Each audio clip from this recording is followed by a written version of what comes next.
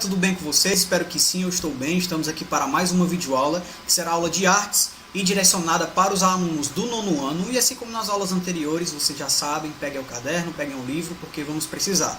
Então vamos lá começar a aula, mas antes disso, roda a vinheta. Anote o número. Então, galera, hoje a gente está dando continuidade aí à análise do módulo 1. Né? A gente sabe que, fazendo uma recapitulação aqui, relembrando no caso, né? Na aula anterior, na semana passada, a gente reiniciou as atividades da disciplina de artes. E a partir disso, claro, a gente deu início novamente ao estudo do módulo 1. O capítulo 1 foi um capítulo que a gente já conseguiu trabalhar em sala de aula, né? Então, iniciamos na semana passada a partir do capítulo 2. O capítulo 2 falava sobre a arte como representação, né? A gente procura entender aí a arte como um registro do cotidiano, né? Como dar movimento aí ao desenho, à pintura, algumas técnicas de pintura, enfim. Então a gente procurou entender algumas perspectivas acerca da arte de fato. Hoje, o nosso principal objetivo vai ser estudar o capítulo 3, que fala sobre dança, né? A gente vai procurar dialogar e fazer um diálogo do corpo com o mundo, né? E como isso de fato se materializa a partir da dança, né? Uma forma de arte, tá? Então, qual é o principal objetivo do capítulo? O capítulo tenta mostrar, no caso, né, a dança como um veículo de expressão, né, comunicação e tradição também. A gente vai estudar nesse capítulo as diferentes modalidades de dança, como as danças folclóricas, né, as populares, as danças eruditas, e vai analisar também as características de cada uma, né, e as principais diferenças entre elas, certo? A gente vai ver também como a dança clássica se constituiu e como a dança moderna chegou, né, rompendo aí com as tradições e os paradigmas anteriormente estruturados, tranquilo? Então bora lá, gente. Num primeiro momento, o livro de vocês vai procurar trazer uma discussão aí acerca da dança, né, e demonstrando a dança como uma expressão, né, como comunicação, como tradição também, assumindo que a dança ela pode trazer também uma questão relacionada à ancestralidade do ser humano como indivíduo, certo? Então, o que é que a gente tem? O livro de vocês ele procura, né, contextualizar aí a dança a partir dos períodos anteriores, né, dos nossos ancestrais que de fato tinham uma dança como forma de comunicação, né, e como forma também de materializar o seu cotidiano, né? Ou seja, dança, né, para os nossos ancestrais, nos períodos remotos, apareciam aí como forma de comunicação, principalmente, né, como forma de materializar ali o que de fato estava acontecendo no seu cotidiano. A partir de um determinado momento, a dança ela de fato começou a se estruturar de uma forma mais complexa, começou a ser construída de uma forma mais complexa e começou a assumir, né, no caso, novas formas, né? Tinha agora novos objetivos, agora tinha novas técnicas e começou a obter também novos significados, né? Então a gente começou a perceber também que essas danças estavam diretamente relacionadas às questões religiosas, às questões culturais, às questões em sociedade, certo? E exemplos interessantes que o livro de vocês procura trazer acerca, por exemplo, da população indígena aqui no contexto do Brasil. A gente sabe que a população indígena tem, claro, a sua forma de cantar, a sua forma de dançar, que está diretamente relacionada à sua ancestralidade, né? Que está diretamente relacionada ali à vida cotidiana da população indígena e está diretamente também relacionada à religião, né? Ou seja, são danças que são passadas de pai para filho, né? Apresenta de certa forma também uma hereditariedade, certo? Ou seja, a dança também pode aparecer como característica de determinada população, né? Vamos materializar uma dança que aparece como característica de um determinado momento e aparece também como característica de um determinado acontecimento.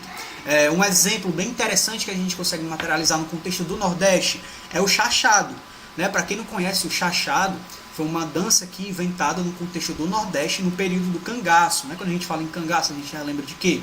De Lampião, Maria Bonita, né? Curisco, a gente lembra de que Zé Baiano também, né? A gente lembra, enfim, existem muitos cangaceiros, né? Então, o cangaço, de fato, foi um momento histórico, né? Foi um acontecimento que se estruturou aqui no contexto do Nordeste, né, a partir de algumas dinâmicas ali relacionadas. Alguns dizem que a bandidagem, né, a pessoas fora da lei, outros dizem que eram indivíduos que eram pessoas que estavam lutando ao lado da sociedade, como, entre aspas, justiceiros, né? Ou seja, há perspectivas aí acerca do cangaço, né? Porém, dentro do cangaço, foi inventado, no caso, uma dança que, no caso, era o chachado, né? O chachado foi uma dança inventada pelos cangaceiros, que materializava principalmente ali os acontecimentos do cotidiano daqueles indivíduos, né? Aparecia como uma forma de tentar sair de todo o contexto de dificuldade que eles se inseriam e trazer o seu cotidiano para a dança, né? Ou seja, eram passos típicos ali da vestimenta que se usava naquele período ali, né? Sandálias, sapatos de couro, e além disso, do chão onde se dançava também, né? Que geralmente era chão de pedra, né? De rocha, ou então era chão com sedimentos, com areia no caso, enfim, né? Então era a dança dançada, claro, né? Obviamente era uma dança que se estruturava a partir de movimentos com o pé, né, principalmente, e os movimentos com o pé iriam de encontro ao solo, ali, levantando poeira, inclusive, né, demonstrando de certa forma também se mostrando uma dança rústica, no caso, muito forte, né, que era característica de fato do cangaço. Tranquilo? Então é um exemplo bem interessante em que a gente consegue materializar de fato a discussão inicial que o capítulo de vocês procura fazer, certo? Claro, como eu já tinha falado anteriormente, o capítulo de vocês procura fazer uma contextualização sobre a história da dança, né? Como foi que a arte, através da dança, se materializou desde um período ali de uma idade antiga até a estruturação de uma arte moderna através da dança também, e a partir de uma dança contemporânea, tá? No primeiro momento, que era que se havia estruturado, a gente percebia que a dança aparecia aí como uma estrutura de fato rústica, né? Que existiam ali regras, existiam fases ali em que a dança ela, de fato teria que ser estruturada, né? Se não fosse estruturado daquela maneira ali, a dança de fato ela não seria considerada naquele momento ali. Principalmente quando a gente se insere numa discussão ali do século XV, no contexto do Renascimento, né? A gente tem a estruturação da dança ali através do balé, né? De uma dança clássica, que tinha movimentos próprios, né, que tinha movimentos pré-estruturados, né, que existiam regras ali de vestimenta, inclusive, de movimento, que limitava muito, inclusive, a estrutura e a movimentação dos artistas, né, as roupas, os sapatos, enfim.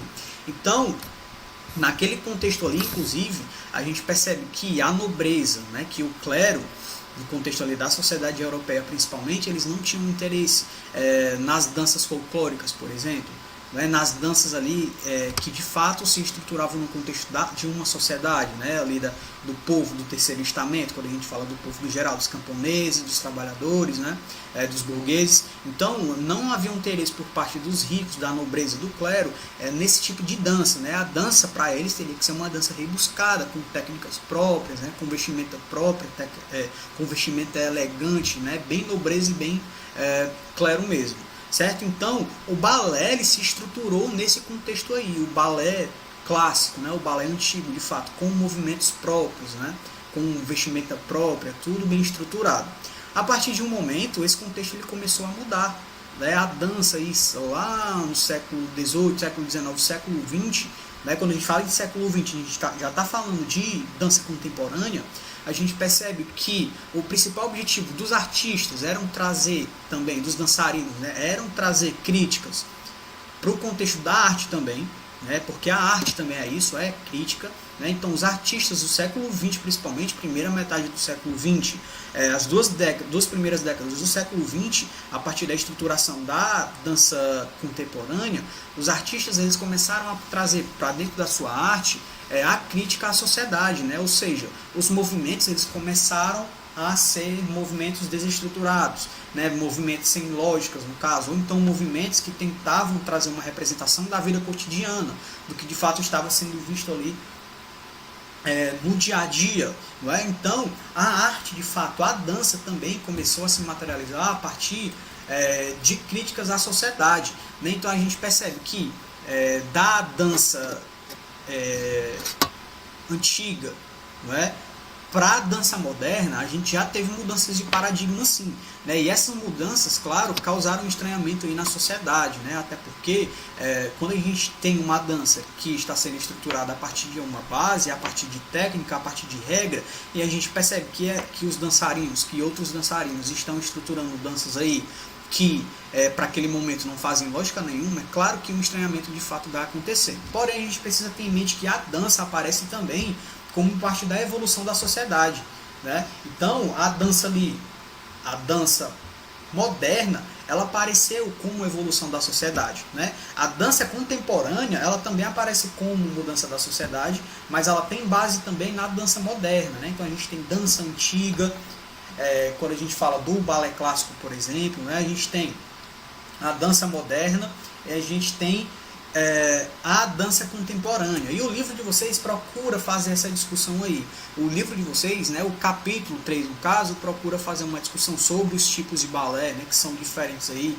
Existem formas de se estruturar, de se construir o balé, né, o balé clássico, aí, o balé contemporâneo também de fato já existe, né? Porém, quando a gente fala em dança contemporânea, a gente pode falar numa dança mais livre, né, que não tem tantas regras e que a gente se insere no contexto da atualidade.